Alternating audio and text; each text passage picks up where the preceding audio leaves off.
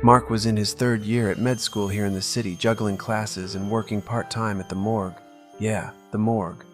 Dude did everything from mopping floors to playing night watchman. He was aiming to be some big-shot forensic pathologist or whatever. Weird gig, right? But that was Mark for you. Always cracking jokes, super chill, and sociable as hell despite being elbow-deep in dead bodies half the time. One day, Mark hit me up and was like, "Yo, come through to the morgue. I'll show you around." Seemed kinda out of left field, but I'd never been to a morgue before, so I figured, why the hell not?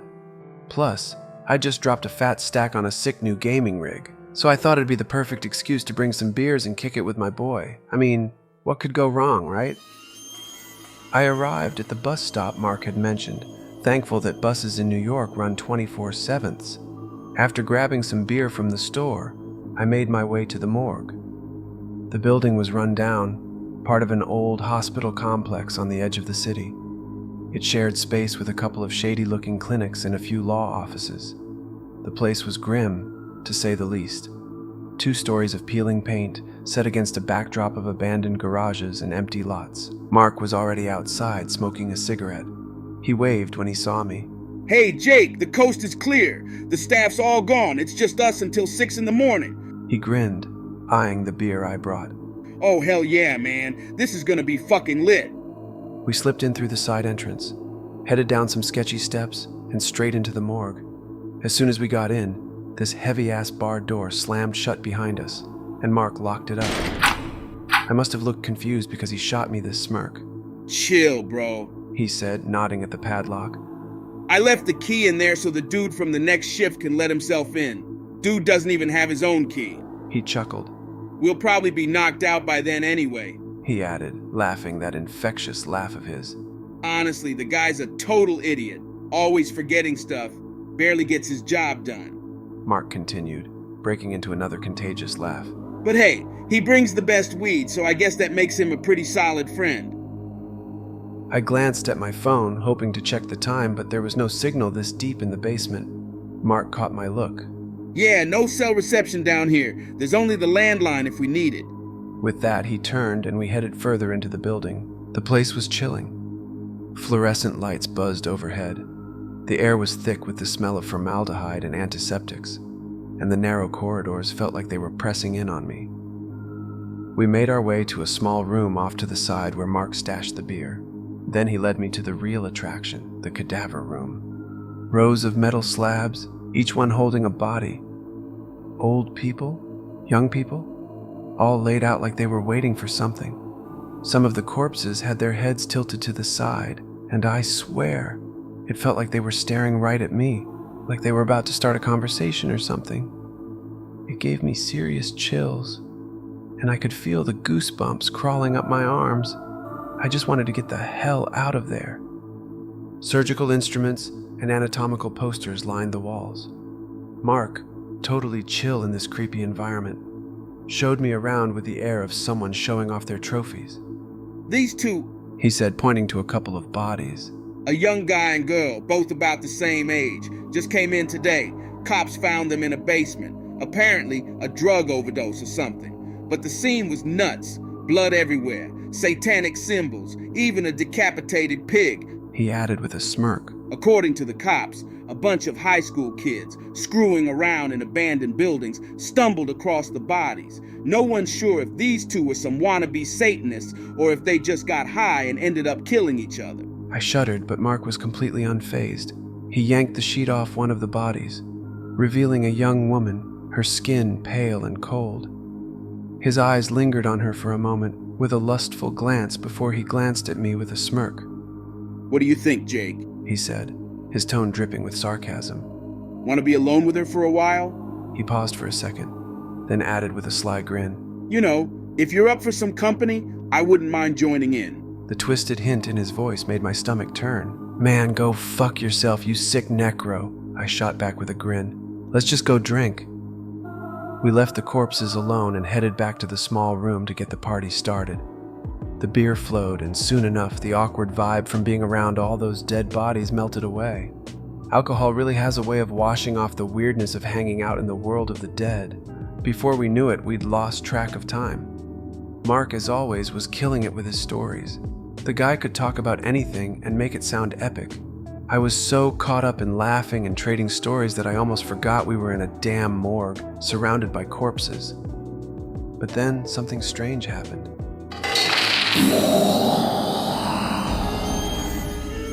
At first I didn't quite register what was going on, but then I heard it.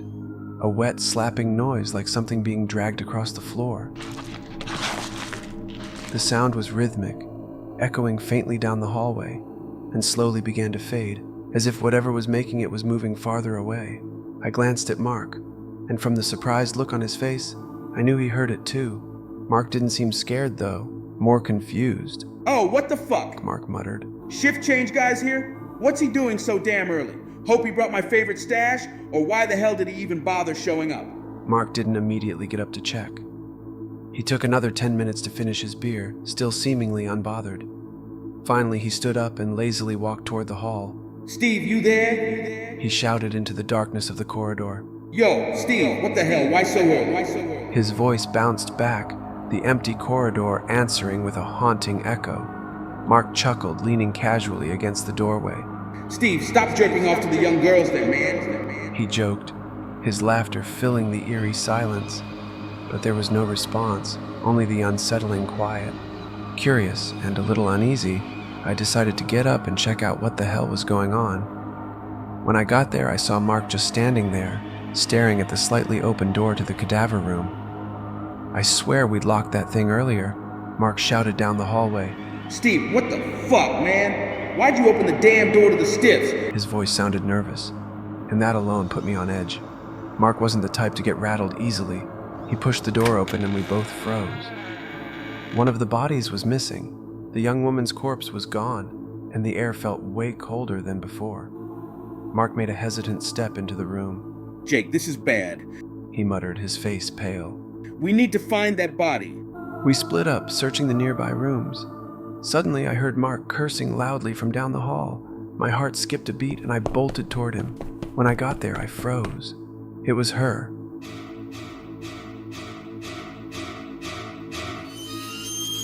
The sexy Satanist junkie. Well, she had been sexy when she was alive, as Mark and I had jokingly agreed while knocking back beers earlier. Now, she was anything but. Her pale, blue-tinged skin was covered in bruises and bloodstains, and she was swaying over one of the medical carts, gnawing away at the other corpse like some nightmare creature. She was devouring the poor bastard's eyes, chewing up his hands, and slurping down the disgusting, thick corpse fluids with a nauseating, wet sound. A lump rose in my throat, and I barely held back the urge to puke up all the beer I downed earlier. Then, with a horrifying crack, she tore open the corpse's jaw, pulling it apart with inhuman strength. She dug her teeth into his tongue and throat, ripping them out as more of that sickening black fluid spilled onto the floor, pooling around the tiles in a sticky, revolting mess. I just stood there, absolutely stunned. My mind was racing. No fucking way. I thought for sure I was losing it, like the beer and weed had finally pushed me over the edge. None of this made sense. None of it felt real. I gagged. The sight was too much. Mark was the first to snap out of it.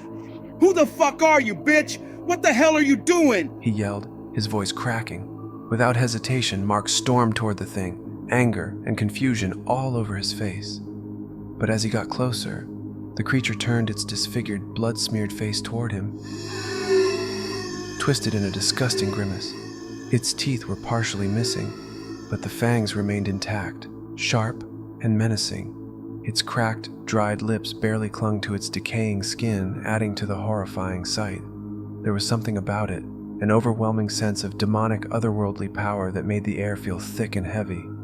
Suddenly, Mark's foot slipped on the disgusting pool of corpse fluid. No, fuck it! His confidence shattered in an instant, and he stumbled, panic setting in. Close the fucking door quickly! He screamed, fear now overtaking him as he scrambled back toward me. We slammed the iron door shut just as the dead woman started pounding against it from the other side, her inhuman screams echoing through the corridor. What the hell is going on? I gasped. That's not just a drug overdose.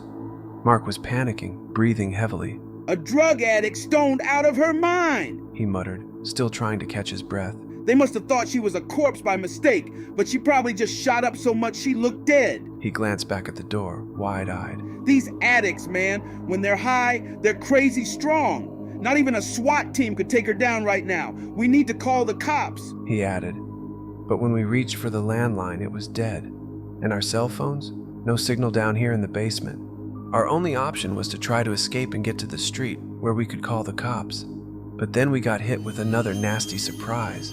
The key was gone. No fucking key! Mark shouted, his voice echoing off the walls. The damn lock was sealed tight, cutting off our way out. We stood there completely stunned, sobering up real quick. This was turning into a shit show fast, and we knew we were in deep. Then it hit us. The other body, the guy who had been lying next to the woman, was also gone. So, anyway, Mark stammered, barely able to get the words out. Did you see that the other dude wasn't there? Right, I replied, the realization hitting me like a punch. That thing's still wandering around here. He's either in the bathroom or the storage room, and I bet the keys are with him. Look at those tracks. There were bloody footprints leading deeper into the morgue. Mark grabbed the fire axe, his face pale but determined. I reached for the fire extinguisher, figuring it was better than nothing. Jake, Mark said, gripping the axe tight. We're gonna have to take him down, and we need to hit him hard enough so he doesn't get back up. Forget about tying him up. That's not happening. I know these junkies. They're impossible to pin down in this state. Be ready, he's gonna fight like a demon. With our teeth clenched, still trying to wrap our heads around how messed up this was, we moved out. We swept through the bathrooms, empty. Then we hit the storage rooms, nothing. But I almost crapped myself when a damn rubber doll fell off a shelf, one of Steve's creepy toys he uses when he's alone. When we found him, he was sitting in a corner of the small utility room, naked, his skin the same deathly hue as the woman's. He stared at the floor, unmoving. Mark, completely pissed off, yelled at the corpse, Hey, you bastard, give me the key here. But instead of reacting like a normal person, this piece of shit casually took the key, shoved it into his rotting mouth and swallowed it. We just stood there, absolutely fucking stunned. How the hell does that even happen? We couldn't believe what we were seeing. The corpse slowly rose to its feet, its body moving in jerky, unnatural motions. It started shuffling toward Mark, making these gross, sloshing sounds mixed with low, guttural groans. Its walk was off, like one leg had no bones in it, just dragging along. Mark, terrified, stumbled back and yelled, Jake, hit him in the head! I had the fire extinguisher at the ready, so I swung it as hard as I could at the thing's head. But it barely flinched. Panic surged through me as I realized that wasn't enough. Desperate, I tossed the extinguisher aside, grabbed a metal rod and rammed it straight into the corpse's chest, pinning the bastard to the wall. It let out a nasty moan, trying to wrench itself free, but I held it down. Mark snapped out of his fear, his face twisted with anger. He rushed forward, swinging the axe with full force. Die, you bastard, die, asshole! He screamed, hacking away at the dead man. Blood sprayed across the floor as Mark kept chopping, over and over, until the body was nothing but a heap of mangled flesh. Everything became a gnarly blur of blood and torn limbs, fingers, hands, legs, all blending into some kind of horrific, blood-soaked stew. It felt like a bad dream, a twisted nightmare. Somewhere in the morgue, the second creature screeched and howled like a demon in the dark. Only when the corpse was completely unrecognizable, reduced to a pile of shredded meat, did Mark collapse onto the floor, gasping for air, trying to regain his senses. There was silence. Mark, his voice shaky, muttered, Jake, what have we done? What's even going on? Then something happened. I saw it, and for a moment I questioned if this was really just a junkie's death. The severed head didn't lie still like a normal decapitated head. Its eyes snapped open, dark, bloody, and full of malice. Those eyes, they still haunt me. The head began to wheeze loudly, and then came a horrible guttural laugh. You're going to die! You're both going to die! You're not getting out of here! You're fucked, you cocksuckers! Panic gripped me. My mind was paralyzed. What the hell is this? I thought. How is this even possible? It was beyond anything I could comprehend. But Mark was different, fueled by rage. He leapt to his feet, grabbed the axe again, and started smashing the head with the blunt end. "Shut the fuck up! Shut the fuck up! Shut up!" he screamed, hitting it with everything he had, desperate to destroy this nightmare. The morgue hallway, which used to be all sterile and white, had turned into a blood-soaked nightmare. Our feet and hands kept slipping in the blood, like we were trapped in some fucked-it-up horror show. Mark and I knelt down, trying not to gag as we dug through the mangled, torn-apart remains of what used to be a man. Blood, chunks of flesh, and bone fragments stuck to our hands as we frantically searched for the key. The stench was unbearable, a mix of decay and fresh blood, like something had crawled out of hell itself. My fingers slid through the gnarly mess, touching things I didn't even want to think about. Organs, tendons, bits of skull. Every handful was a disgusting reminder of the nightmare we were trapped in. Mark, cursing under his breath, shoved aside a bloodied rib and finally found the key, buried deep in the mess of muscle and gore. His hands were trembling, covered in blood and God knows what else. "Got it," he whispered, his voice shaky as he held up the bloodied key, barely able to steady himself. The whole situation was sickening, like some twisted horror movie we couldn't escape from. With trembling hands, Mark unlocked the door and we bolted toward the stairs. But just as we reached them, Mark suddenly stopped, grabbing my arm. "Jake, wait!" His voice was shaky, barely holding it together. "Listen, we can't call the cops, man. Think about it." I turned to him, trying to wrap my head around everything. "What the hell are you talking about?" Mark's face was pale, eyes wide with panic. "They won't believe us, man. Think about it. How do we explain this? We killed them, but they were already dead. You saw it, Jake. What is dead may never die. Cops are just gonna see two guys standing over hacked up bodies. They're not gonna listen to us trying to explain that these things were walking and talking after they died." I felt like my mind was slipping, struggling to keep up with the insanity. What the fuck, man? Are we seriously talking about dead people coming back to life? Mark nodded frantically. "Exactly. You saw it too. That wasn't a person anymore. That was something else. Fucking black magic or some demonic possession, I don't know. But the cops won't care. They'll just think we butchered them. End of story." I was losing it. This can't be real. But Mark kept going. "We need to handle this ourselves, Jake. There's still one more of those things in there. We kill it, we chop it up, and we take the bodies to the woods, burn them. They're dead on paper already, man. We clean it up and no one's the wiser. I'll handle the documents." I stared at him, still trying to process it all. "But we're seriously gonna do this?" Mark nodded again, desperation in his eyes. "We have to. The cops won't help us. They won't believe us. What is dead may never die, Jake. They'll just see two stoned idiots with a bunch of hacked up corpses. We're fucked if we don't take care of this ourselves." I didn't need any more convincing. There was no turning back now. We approached the door to the cadaver room where that freaky-ass thing was still hanging around. My mind was on the verge of shutting down. This isn't just some fucked up junkie, this is something from the other side, some demonic shit. "Jake, I'm opening the door. Be ready," Mark whispered, gripping the axe with trembling hands. He yanked the latch and flung the door open, quickly stepping back. Nothing but darkness stared back at us. No sign of the creature, just a pitch-black void. A foul wind rushed out of the room, cold as the grave, hitting us like a wall. The smell was unbearable, like dug-up earth, rotting corpses, and the stench of death itself. "I don't see her. There's no light," Mark muttered, his voice shaking. "It's just a black hole in there." The icy draft sent chills down my spine, and with it came the unmistakable odor of decay, worms, and freshly turned soil. It was like death had made its home in that room.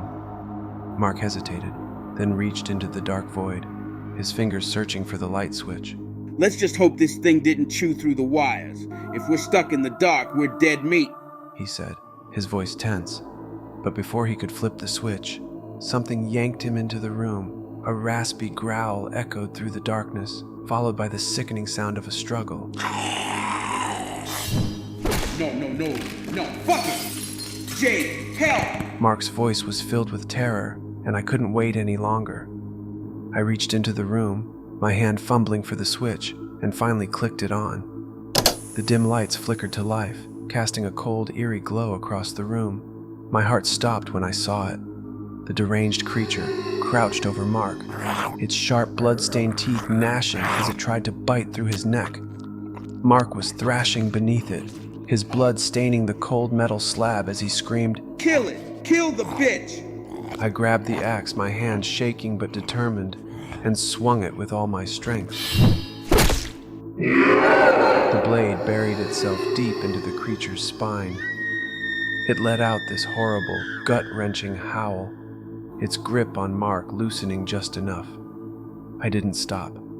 I swung again, this time aiming higher, and with a sickening thud, the head came clean off, rolling across the floor. Yellow foamy liquid started spewing from the severed neck like some kind of vile fountain. Everything after that is a blur, just flashes of movement. Swing after swing, the axe came down, arms and legs flying, blood splattering everywhere. I remember the sickening sound of flesh being torn apart, the splashes of dark blood painting the walls. The worst part? The head. Even after it was separated from the body, its eyes were still rolling around, and it kept screaming, "May your souls be damned." In a voice that felt like it came straight from hell itself. At some point, Mark ripped the axe from my hands and finished it off, smashing the head until it was nothing but a pulpy mess on the cold floor. We stood there afterward, panting, staring at each other with blank, exhausted eyes. It felt like the end, but nothing about this was normal. For the next couple of hours, we gathered up the pieces of the corpses, shoving them into a rusty metal barrel. The smell of blood and rotting flesh hung heavy in the air as we scrubbed the cold tiles, trying to wash away the evidence of the massacre. Blood had seeped into the cracks, and no matter how hard we scrubbed, it felt like it would never really be clean. Mark was dead set on taking that barrel out behind the garages, into the woods, and setting the whole damn thing on fire, burning the devil's work we'd just been part of. Limbs, chunks of flesh, everything went into that barrel, like we were stuffing a fucking meat grinder from hell. Afterward, we patched ourselves up. Mark silently poured peroxide onto the gashes left by those freaks, the fizzing sound filling the quiet room as it hit our skin. We slapped on some bandages and taped up the worst of it, our hands still trembling. I didn't stick around for Steve's shift. I got the hell out of there, stumbling home in a daze, my head all kinds of messed up. For weeks, I was living in a fog. Every time I closed my eyes, I saw that bloodbath. Me and Mark met up a couple of times after, knocked back some drinks, trying to drown out what we'd been through, but it was always there, lurking in the back of my mind. No, fuck it! Jake, help! Then I went off to study in another state, trying to get my life back to normal. When I got back, I heard the news. Mark was dead. Just like that. 3 months after that night in the morgue, he was gone. Some kind of freak blood infection. Doctors didn't know what the hell it was, couldn't explain it. When I heard about it, my hand instinctively went to the scars I still had from that night. The ones left by those things. A chill ran down my spine, and I couldn't help but wonder, was I next? Honestly, it didn't make sense, none of it did, but deep down I knew. It had something to do with that night.